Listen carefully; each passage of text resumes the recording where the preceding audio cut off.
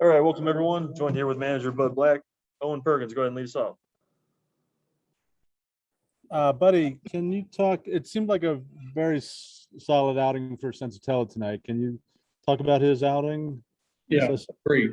Very solid, efficient, with pitches in the low 80s through 7 innings. I thought good fastball life and command of the fastball.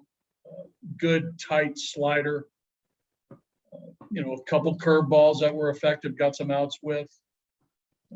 Not many changeups, but I thought the fastball had good carry and life, good hard slider. Threw well. I mean, they had a couple balls on the nose, but he kept the ball on the ground. 3 double play balls. He pitched well. He pitched really well. Got his ground balls, but I thought his stuff was good. I thought his stuff was really good tonight. And at the end of his outing, he seemed still strong. Was he kind of where his pitch count? that was a tough one. And I thought that he was gonna face the pitcher spot, so I was gonna be a pinch hitter, and then here comes Tatis again, who hit the double off the wall, hit a line drive to Mac. Here comes Frazier, who had a pretty solid drive to left center that Connor Joe made a great play. Machado was the 4th hitter in the 8th, or could have been. He had 2 hits off of Senza. So I thought, he would have been up, 90 plus pitches if we would have let him go through that inning. 4th time facing the lineup, I thought that was enough. His spot came up. We're trying to get more runs. I was good with that. There was a lot of things that lined up to take him out, but he was still holding the stuff. He felt fine, but he totally understood the decision. Yeah. And then one more for me with Bard. He's obviously, I heard, I know you were talking about him earlier today, I'm pretty sure, but he's obviously been very effective. He also seems to have a flair that some closers have for the dramatic. He can, make it interesting there. Well, if you think about it, baseball got him those first 2 hitters. Yeah. Just a little ground ball to the right side that was, to the right part of the shift where Trev got it and, just couldn't get it out of his glove. The Nola hit was a squibber off the end of the bat with side spin that, Brendan had to go track down. So, 2 soft infield hits, right? But that's part of baseball, right? Yeah. Then he struck out Hosmer, got Myers on a fly ball. And then actually I was just talking to Daniel that, the pitch to Grisham was a hard slider away and a really good piece of hitting, and took him the opposite field in our ballpark. So fly ball. So, he was victim of 2 softies and a 3-run homer. And then we came back and we're, again, a guy who's pitched really well this year in Hudson, got a fastball out over the plate to Croney, and Croney's power took it way out to right field. All right, great. Thank you. Yeah. Patrick Saunders, go ahead. Buddy, I got one more on Senza. I believe it was 14 ground ball outs tonight, and you already mentioned the 3 double plays. Any pitch in particular tonight that you thought was inducing? I think just the fastball slider combination, and maybe just a little bit of uptick in the velocity tonight, Patrick. And I thought the slider was tighter. I really did. I thought the slider was tight. So those 2 pitches, I think, probably the reason for the grounders, and he was down the strike zone.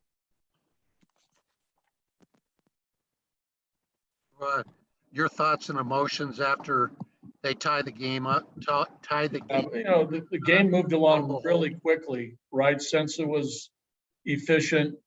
Their bullpen combination sort of went through us. Carlos had a really quick 8th. And then they got a little bit of life with those 2 soft hits in the 9th, and then the homer. And then we responded. A guy that's been swinging the bat well for us the last couple of weeks in CJ, did what he can do, drive the ball to all parts of the park on balls out away from him, and he did it. So, I thought I really thought we deserved that one tonight. I thought we played well. I really did. And you got to give them credit too for coming back. as a, spirited rally. Even they got the big hit when they needed it with 2 outs. It's a good game. Thanks, buddy. Couple more hands here while we got Senza on deck. Go ahead, Nick.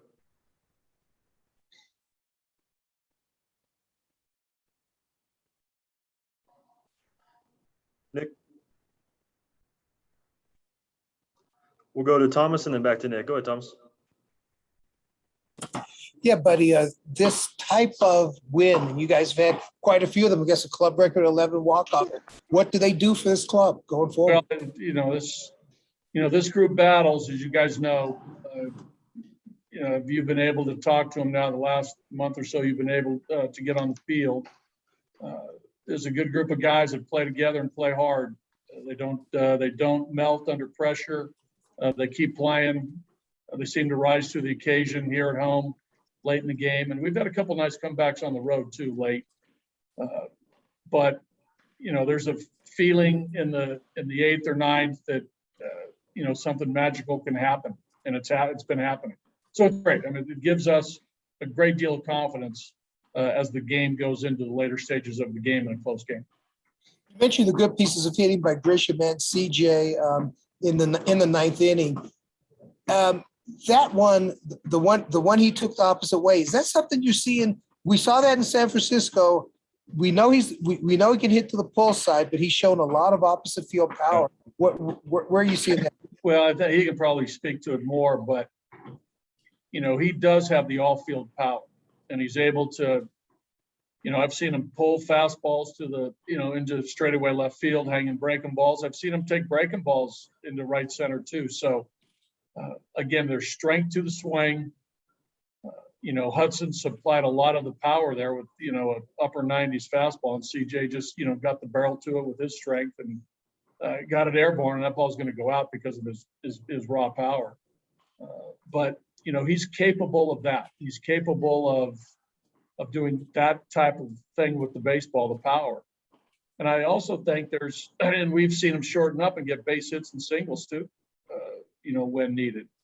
He's been able to move runners from second to third with, less than 2 outs to get that done. So, for a big guy, he's taking his walks. The on-base percentage is in, I think, almost 100 points higher than his batting average.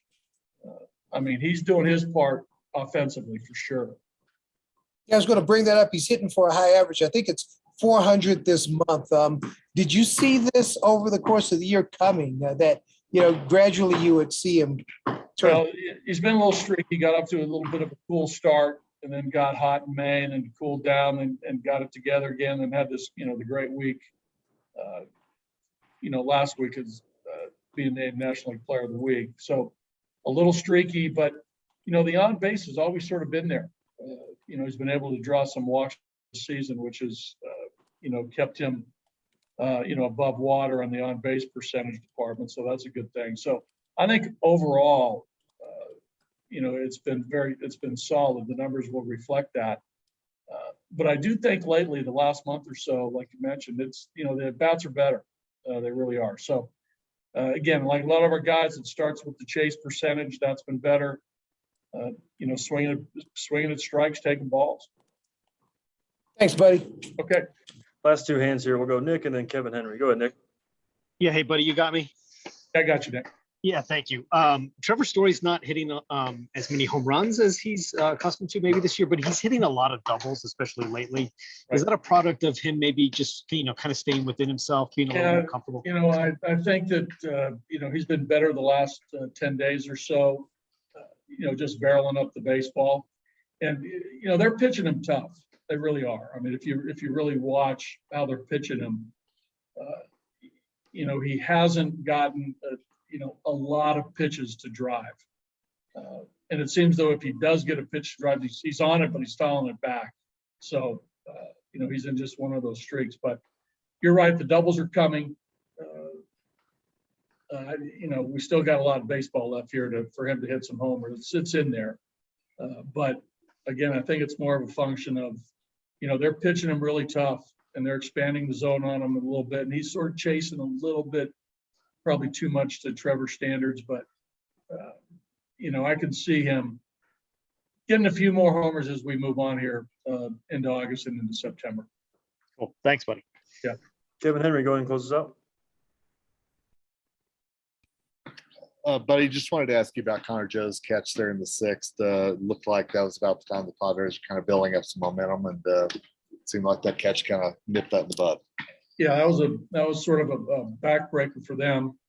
You know, Machado, did they get a base hit prior to that? And he made that catch. Yeah, Tatis had the double. Yeah, Tatis hit the ball, that's right.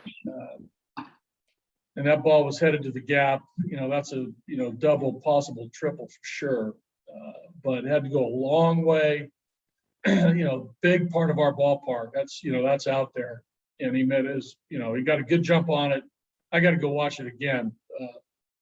But from my vantage point, looked like he got a good jump, and the route was good. And then the outstretched diving catch, that was impressive. That was big. Thanks, buddy. Okay. All right, guys. Thanks. Guys, we'll have Senza for you in just